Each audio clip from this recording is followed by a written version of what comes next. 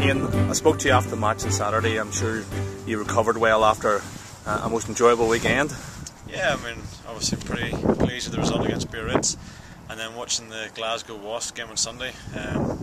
Pretty delighted after that. Glasgow did a job for us, and now we can go to Aironi and try and get a win and qualify.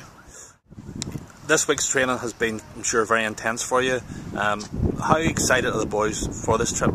Very much so. I mean, obviously we know that going to Aironi now, if we win, we've qualified for the quarters, which was sort of one of our objectives at the start of the season.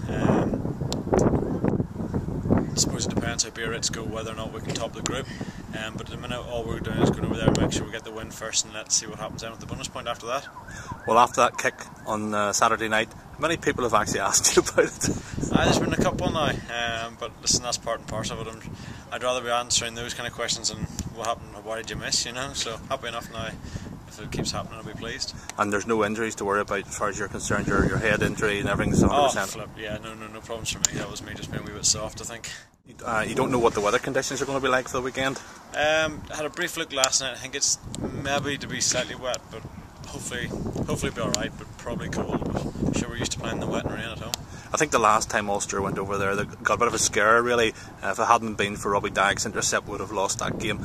I mean, you'll bear that in mind, obviously. Oh, mate, listen, we know it's going to be a tough game. All you have to do is look at Biarritz's game against them over there in Heineken. I mean, it's not going to be a walk in the park by any stretch. We're going to prepare for them this week as we did with Biarritz last week. We know it's going to be very physical. They're a proud team, especially at home. So it's going to be a battle, and we're going to have to front up again, and hopefully we can get the win. And an old friend, Carlo Del Fava, charging in their pack. You'll have to watch out for him. Yeah, obviously Carlo's a good player. They've got a good number of good players throughout their team, so it's going to be difficult, but it'll be good to see Carlo again, yeah. Well, good luck on Saturday. Make sure you win. Thank you very much, Baker. Cheers.